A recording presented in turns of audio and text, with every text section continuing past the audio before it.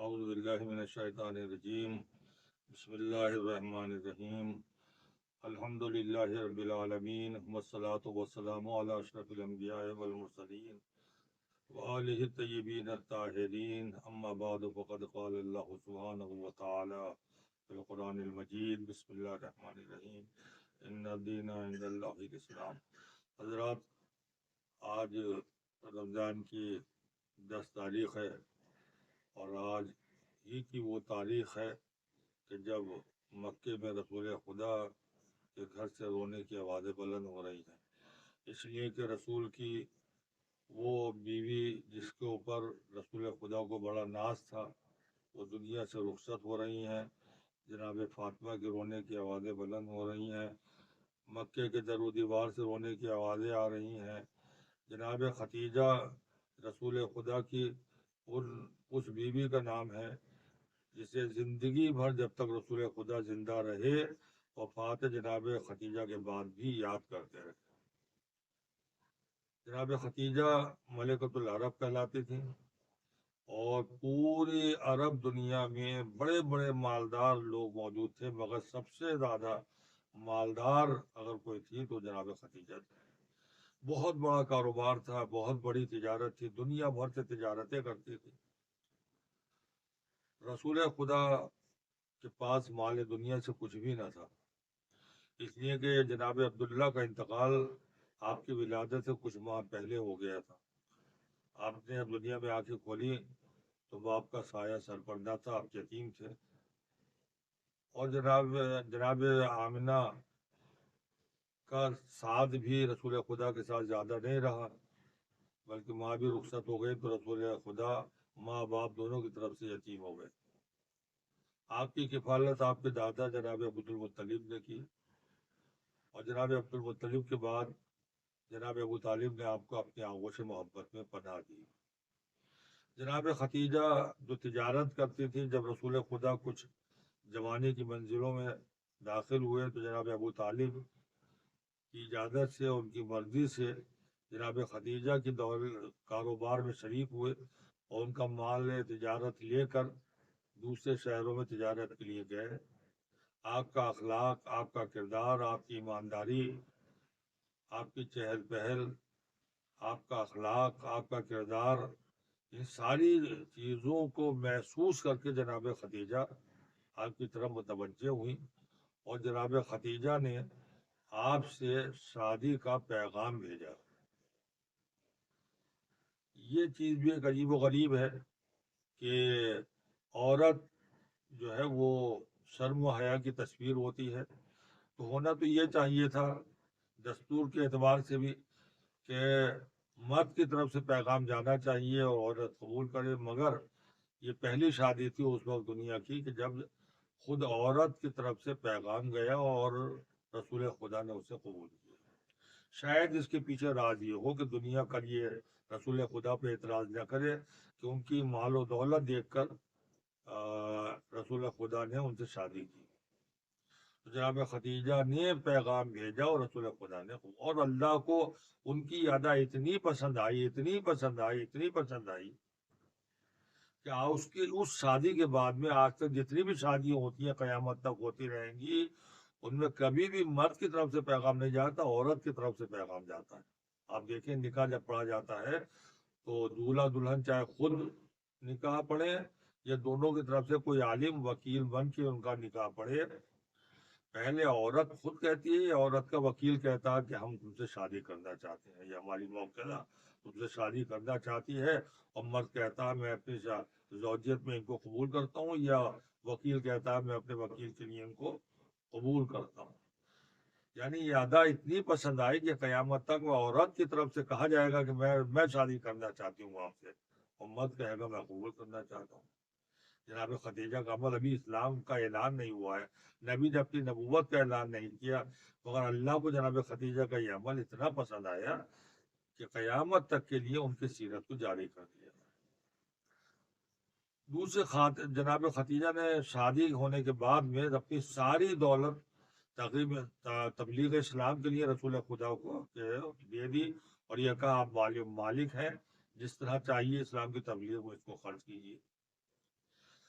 اس دولت کے آنے سے پہلے اور خدیجہ کی شادی سے پہلے رسول خدا غریب تھے،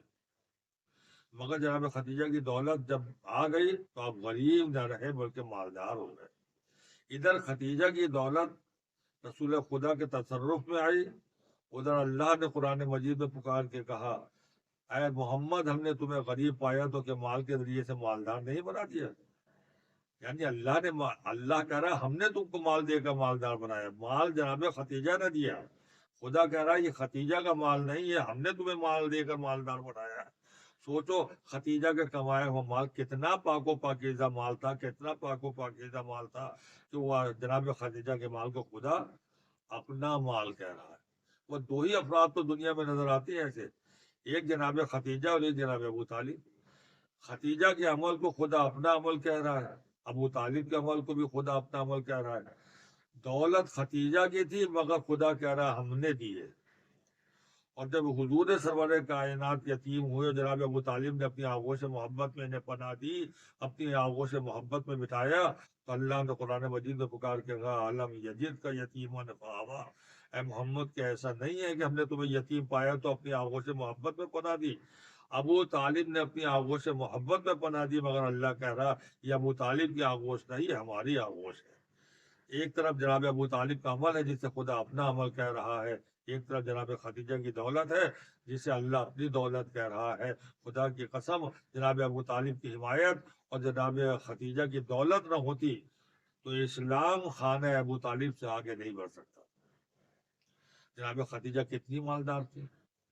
اس کا اندازہ اس بات سے لگائیے کہ آج اگر دنیا کے سارے مالدار اور جتنے دولت مند لوگ ہیں جن کا فگر آج سب کو معلوم ہے، اس زمانے میں تو کسی کا نہیں معلوم ہوتا تھا، اور آج کے دور میں انٹرنیٹ پہ، اخباروں میں، کتابوں میں سب جگہ موجود ہے کہ آج کی تاریخ میں کس کے پاس سب سے زیادہ دولت ہے، فلاں اتنے ملین ڈالر کے مالک ہیں، فلاں اتنے ارب ڈالر کے مالک ہیں، فلاں اتنے کروڑ کے مالک ہیں۔ عزیزان محترم اور میرے سامعین جہاں جہاں تک میری آواز جا رہی ہے، ان تمام مالدار لوگوں کی اگر دولت کو جمع کر کے کسی چوراہے پہ رکھ دیا جائے اور اعلان کیا جائے کہ جس کی جتنی ضرورت ہو وہ لے جائے، تو اب ذرا بتائیے، حساب کر کے بتائیے، اپنے ذہن پہ زور دے کے بتائیے کتنے گھنٹے لگیں گے کہ ساری دولت غائب ہو جائے گی؟ تو میں تو کہہ رہا ہوں کتنے گھنٹے لگیں گے مجھے بتائیے، آپ جواب دیں گے؟ ارے جناب گھنٹوں کی بات کر رہے ہیں، چند منٹ نہیں لگیں گے ساری دولت لٹ جائے گی۔ ذرا سوچو جناب، اسی جواب سے آپ خدیجہ کی دولت کا اندازہ لگائیے۔ جب جناب رسول خدا کی شادی جناب خدیجہ کے ساتھ ہو گئی تو جناب رسول خدا نے ولیمہ کیا، ولیمہ 3 دن تک چلا، رسول خدا کے گھر تاریخ میں موجود ہے 3 دن تک ولیمہ چلا، اور اعلان یہ ہوا کوئی اپنے گھر کھانا نہ کھائے بلکہ کھانا یہیں آ کر کھائے۔ تمام مکے اور اطراف مکے کے لوگ آتے رہے، رسول خدا کے یہاں برابر ولیمہ جاری رہا 3 دن تک۔ اور جب رسول خدا کا ولیمہ ختم ہو گیا تو جناب خدیجہ رسول خدا کے پاس آئیں، اور آنے کے بعد یہ کہا اے اللہ کے رسول اگر آپ کی اجازت ہو تو میں بھی ولیمہ کر لوں۔ تو رسول خدا نے کہا تم خود مالک و مختار ہو دولت کی، تو مجھ سے اجازت لینے کی کیا ضرورت ہے؟ کہا کل تک میں مالک و مختار تھی، جب میں خود تمہاری کنیز بن کے تمہارے گھر آ گئی اور تمہاری مرضی کے بغیر میں کوئی قدم نہیں اٹھا سکتی ہوں تو میری دولت بھی میری دولت نہ رہی، اب ساری میری دولت آپ کے قدموں میں ہے، آپ کی اجازت ہوگی تو کوئی کام ہوگا، لہٰذا اگر آپ اجازت دیں تو میں بھی ولیمہ کروں۔ رسول خدا نے اجازت دی، اور اس کے بعد جناب خدیجہ نے اعلان کرایا آج سے میرے گھر ولیمے کا انتظام ہے، کسی کے گھر کھانا نہ پکے۔ کتنے دن تک چلا یہ ولیمہ میرے عزیزو؟ تاریخ میں لکھا 6 مہینے تک، 6 مہینے تک مسلسل جناب خدیجہ کے گھر کے باہر بہت بڑا ایک میدان تھا، اس میں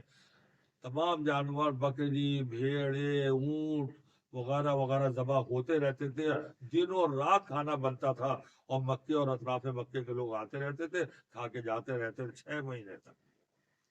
اور 6 مہینے تک کھانا کھا کے نہیں گئے، بلکہ تاریخ میں جملہ ایک چیز اور لکھی ہوئی ہے کہ جناب خدیجہ کے گھر کے باہر جو باہر بہت بڑا میدان تھا، اس میدان میں دولت کے انبار لگائے گئے تھے،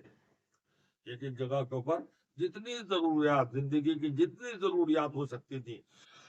ان تمام ضروریات کو ایک ایک جگہ پہ ڈھیر کیا گیا ہے۔ کئی کپڑے رکھے تھے، کئی برتن رکھے تھے، کہیں اور کپڑے رکھے ہوئے تھے، کہیں پہ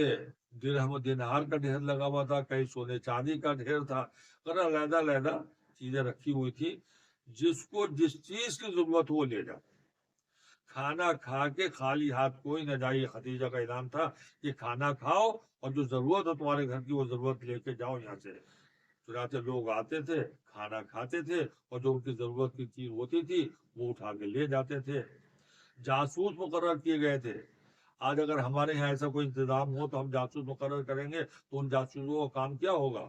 ان جاسوسوں کا کام یہی تو ہوگا کہ صبح سے لے کے شام تک وہ لکھیں اور شام کو رپورٹ دیں کس گھر میں کتنا مال گیا، کون کتنا درہم لے کے گیا، کون کتنے دینار لے کر گیا، کون چاندی کتنی لے کے گیا، کون سونا لے کر گیا، کون کتنے کپڑے لے کے گیا، کون برتن کتنے لے کر گیا۔ نہیں میرے عزیزو، جناب خدیجہ کا حکم تھا جو کچھ کوئی لے کے جا رہا اسے دیکھنا بھی نہیں،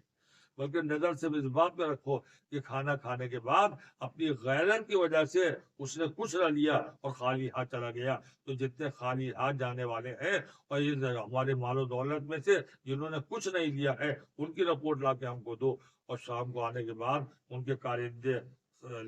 کاغذ پیش کرتے تھے کہ فلاں صاحب کچھ نہیں لے کے گئے، فلاں صاحب کچھ لے کر نہیں گئے، فلاں گھر میں کچھ نہیں گیا۔ پوری فہرست سامنے آ جاتی تھی تو وہ اپنے خادموں سے کہتی تھی لاؤ اونٹ لے کر آؤ۔ اونٹ آیا تو ساری چیزیں اس پہ بار کی جاتی تھی، اونٹ کے اوپر چڑھائی جاتی تھی۔ اتنے درہم رکھ دو، اتنے دینار رکھ دو، اتنا کپڑا رکھ دو، اتنا سونا رکھ دو، اتنا چاندی رکھ دو۔ اور اس بار خدیجہ کہتی تھی اس کے دروازے پہ جاؤ اور جانے کے بعد یہ اونٹ باندھ کے اس کے دروازے پر اسے خبر کر دو کہ خدیجہ کی طرف سے تمہارے لیے تحفہ بھیجا گیا ہے۔ سوچو 6 مہینے تک اس طرح سے جناب خدیجہ کی دولت لٹتی رہی۔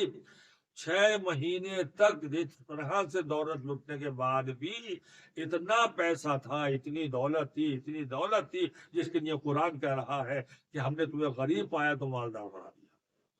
پھر تبلیغ اسلام میں وہ دولت کام آئی، اتنی کام آئی کہ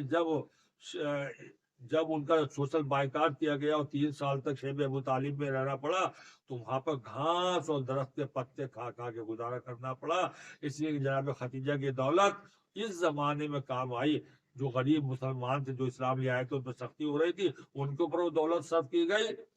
اور شیب ابو طالب میں جو چیز 1 درہم کی مل جاتی تھی وہ 50 درہم اور 100 درہم کی مل رہی تھی۔ لوگ وقت کی ضرورت سے فائدہ اٹھانا چاہتے تھے، لہذا دولت خدیجہ شیب ابو طالب میں کام آ گئی۔ ذرا سوچو خدیجہ کی کتنی قربانیاں ہیں۔ جناب رسول خدا کا زندگی بھر خدیجہ کو یاد کرتے رہے تو کیوں نہ یاد کرتے۔ وہ خدیجہ جس کے پاس سینکڑوں ہزاروں خادم و خادمائیں موجود تھیں، وہ کنیزیں موجود تھیں، اور بہت عالی شان محل میں جن کی زندگی گزرتی تھی، اور عالی شان دسترخوان جس کے دسترخوان پر بچتا تھا، اور سینکڑوں اور ہزاروں لوگ روزانہ ان کے دسترخوان میں کھانا کھاتے تھے۔ وہ خدیجہ 3 سال تک شیب ابو طالب میں رسول خدا کے ساتھ رہی، گھاس کھائی، درخت کے پتے کھا کے بھوک مٹائی۔ اور اسی دور میں شیب ابو طالب کے دور ہی میں جناب فاطمہ زہرا شیب ابو طالب میں جانے سے پہلے ولادت ہو گئی تھی، ان کے لیے دودھ کا انتظام بھی کرتی تھی۔ ذرا سوچو اتنی بڑی مالدار خاتون، اتنی قسمہ پرسی اور اتنی غریبی کی زندگی گزارنے کے بعد کبھی بھی رسول خدا سے شکوہ نہیں کیا کہ میری زندگی کیا تھی اب کیا ہو گئی، بلکہ اللہ کا شکر کرتی رہی، اللہ کا شکر کرتی رہی۔ یہی تو وجہ ہے جب آج کی تاریخ آئی، 10 رمضان کی تاریخ آئی، دنیا سے جانے کا وقت آیا اور وصیتیں کرنے کا وقت آیا، اور رسول خدا قریب آ کے بیٹھے اور جناب خدیجہ سے پوچھا اے خدیجہ تمہیں کچھ کہنا ہے تو کہو۔ تو جناب خدیجہ نے کہا مجھے کچھ نہیں کہنا ہے،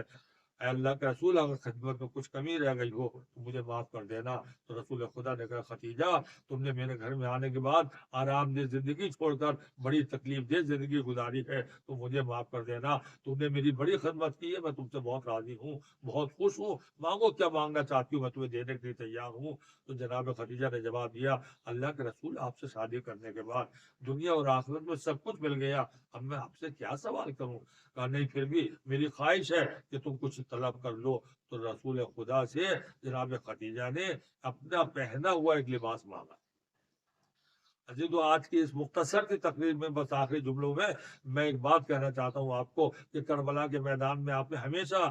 आलिमों से सुना है, मजलिस में मसाइल में सुना है कि रुखसत आखिर के लिए जब इमाम हुसैन अलैहिस्सलाम आए तो जनाब फिजा से लिबास मांगा था। उसी लिबास की तारीख मैं अब आपके सामने दोहराना चाहता हूँ। आज 10 रमजान को जनाब खतीजा से जब रसूल खुदा ने इसरार किया, तलब कर लो जो तलब करना चाहती हो, तो जनाब खतीजा ने कुछ नहीं मांगा, जन्नत भी नहीं मांगी, जन्नत में भी कुछ नहीं मांगा, बल्कि मांगा तो सिर्फ एक बोशीदा लिबास मांगा। कहा अल्लाह के रसूल अगर देना ही चाहते हैं और इतना इसरार कर रहे हैं तो मुझे अपना पहना हुआ एक बोशीदा लिबास दे दीजिए जो मेरा कफन करार पाए, और मैं वही लिबास पहनकर अल्लाह के सामने जाऊं। बस ये सुनना था। अल्लाह के रसूल ने इशारा किया, एक बोशीदा लिबास आया, अल्लाह के रसूल ने जनाब खतीजा को वो लिबास दिया, जनाब सैयदा ने बोसा दिया, पेशानी पर लिबास को रखा, अपने सीने पर लिबास को रखा और रसूल खुदा का शुक्रिया अदा किया। बस अभी यहाँ तक बात पहुंची थी कि जिब्रील अमीन नाजिल हुए और बाद दुरूद और सलाम अल्लाह का ये पैगाम पहुंचाया, अल्लाह के रसूल जनाब खतीजा से कह दो कि तुम्हें इस लिबास की जरूरत नहीं है, मगर इसकी जरूरत तुम अगर ये चाहती हो कि तुम भी अल्लाह के रसूल के नवासे की कुर्बानियों में शरीक हो जाओ, तो देखो तुम्हारा नवासा करबला के मैदान में 3 दिन का भूखा प्यासा शहीद किया जाएगा, ये लिबास उसके लिए मखसूस कर दो। जनाब खतीजा ने से रसूल खुदा ने कहा, ऐ खतीजा, अभी अभी जिब्रील आए थे, उन्होंने कहा है कि तुम भी करबला के मैदान में जो वाकया पेश आने वाला है उसमें शरीक हो जाओ।